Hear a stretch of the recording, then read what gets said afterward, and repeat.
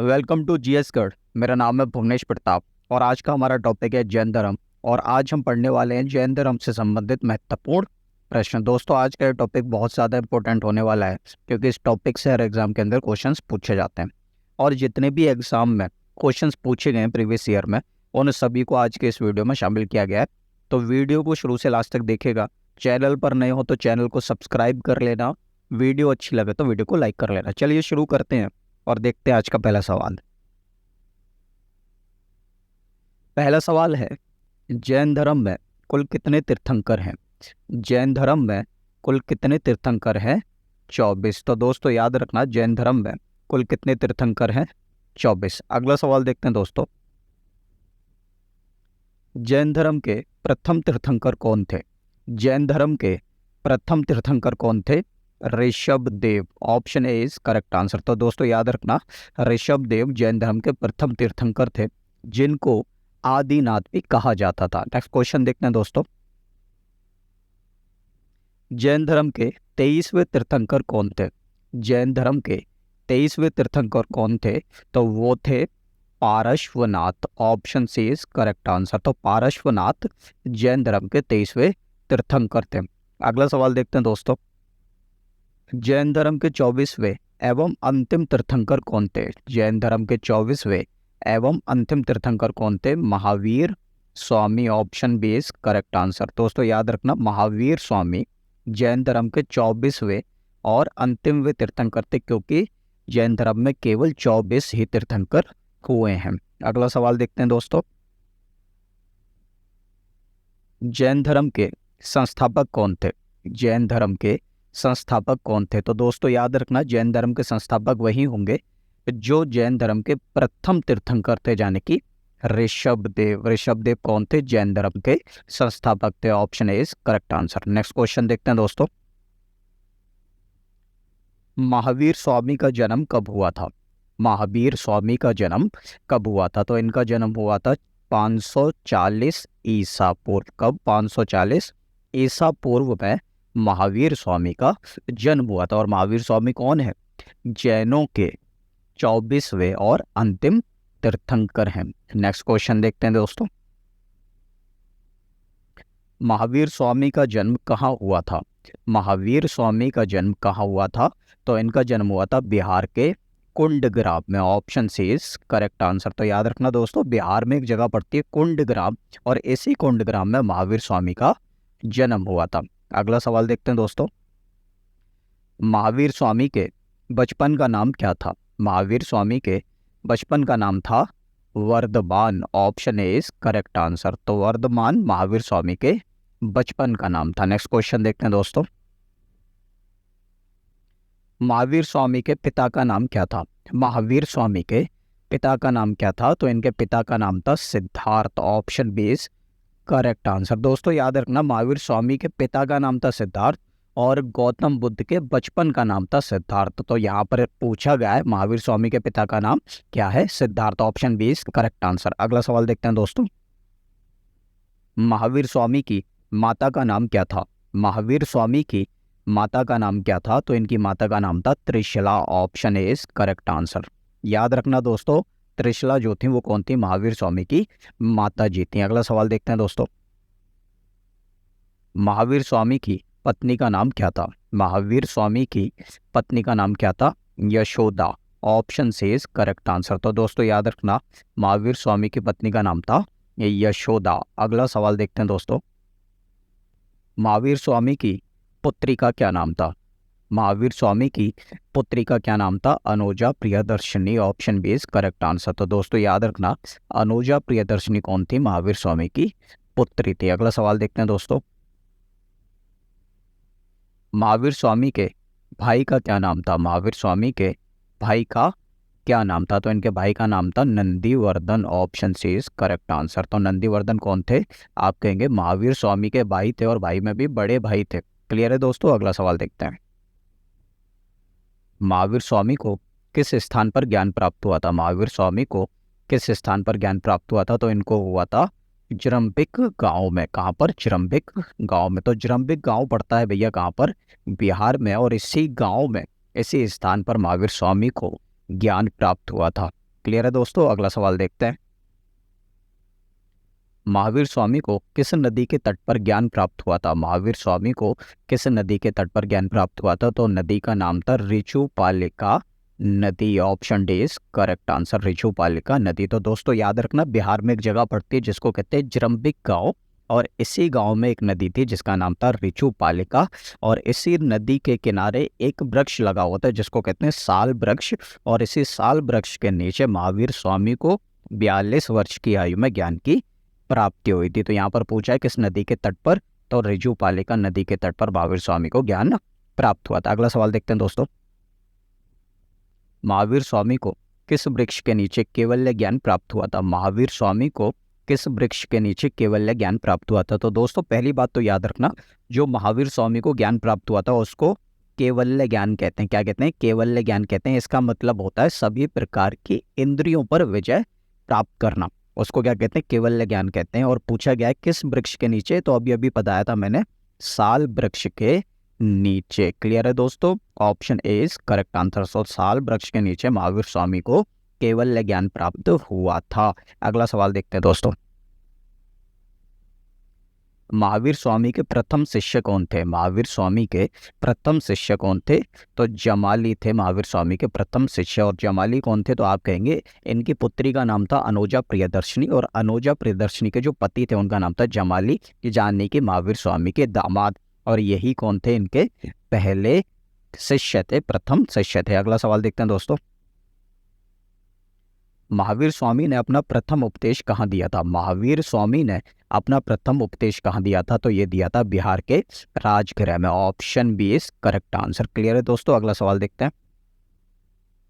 महावीर स्वामी ने अपने उपदेश किस भाषा में दिए थे? महावीर स्वामी ने अपने उपदेश किस भाषा में दिए थे? तो ये दिए थे प्राकृत भाषा में। किसमें? प्राकृत भाषा में। Option A is correct answer. अगला सवाल देखते हैं दोस्तों।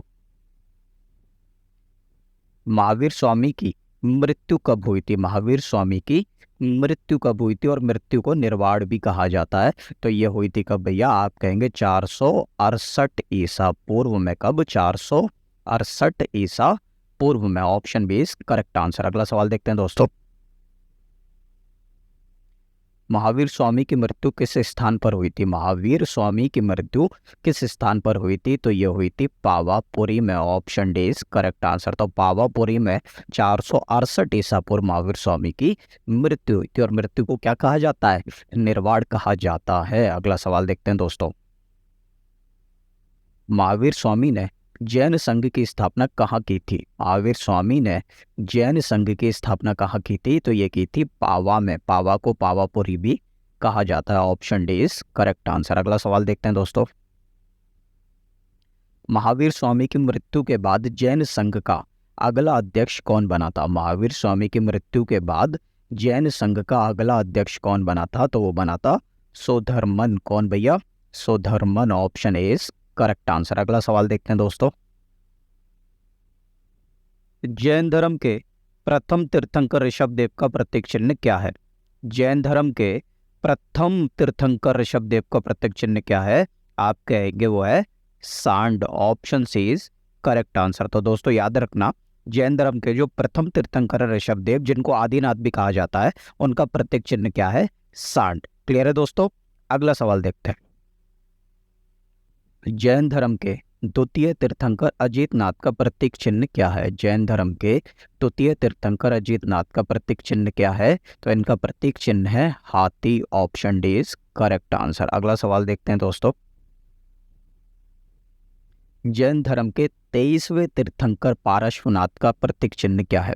जैन धर्म के 23वें तीर्थंकर पार्श्वनाथ का प्रतीक चिन्ह क्या है? तो इनका प्रतीक चिन्ह था सर्प। Option B is correct answer. तो दोस्तों याद रखना, पार्श्वनाथ कौन थे? जैन धर्म के 23वें तीर्थंकर थे, और इनका प्रतीक चिन्ह था सर्प। क्लियर है दोस्तों। अगला सवाल देखते हैं। जैन धर्म के 24वें एवं अंतिम तीर्थंकर महावीर स्वामी का प्रतीक चिन्ह क्या है?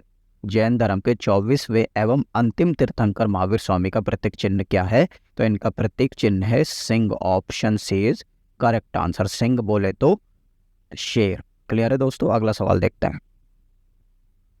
जैन धर्म इनमें से किन दो संप्रदायों में विभक्त हुआ था? जैन धर्म इनमें से किन दो संप्रदायों में विभक्त हुआ था? विभक्त का मतलब है भैया बट गया था। तो जैन धर्म के दो संप्रदाय हैं और उनका नाम है श्वेतांबर एवं दिगंबर। श्वेतांबर एवं Digambar, option B is correct answer. तो दोस्तों याद रखना, श्वेतांबर और दिगंबर किस धर्म के दो संप्रदाय हैं? तो आप कहेंगे जैन धर्म के। श्वेतांबर वो जो सफेद वस्त्र धारण करते हैं और दिगंबर वो जो बिना वस्त्र के रहते हैं। क्लियर है दोस्तों? अगला सवाल देखते हैं। प्रथम जैन संगति कब हुई थी? प्रथम जैन संगति कब हुई थी? तो प्रथम जैन संगति हुई थी 300 ईसा पूर्व, option C is correct answer. Clear है दोस्तों? अगला सवाल देखते हैं। प्रथम जैन संगति कहाँ पर हुई थी? प्रथम जैन संगति कहाँ पर हुई थी? तो ये हुई थी पाटलिपुत्र में, option B is correct answer. Next question देखते हैं दोस्तों। प्रथम जैन संगति के अध्यक्ष कौन थे? प्रथम जैन संगति के अध्यक्ष कौन थे?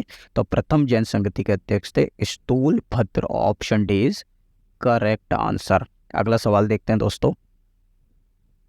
द्वितीय जैन संगति कब हुई थी? द्वितीय जैन संगति कब हुई थी? 512 ईस्वी में, option A is correct answer. Clear है दोस्तों? अगला सवाल देखते हैं। द्वितीय जैन संगति कहाँ पर हुई थी? द्वितीय जैन संगति कहाँ पर हुई थी? तो ये हुई थी बल्लभी में। कहाँ पर? बल्लभी में, option B is correct answer. तो याद रखना दोस्तों, बल्लभी कहाँ पर है?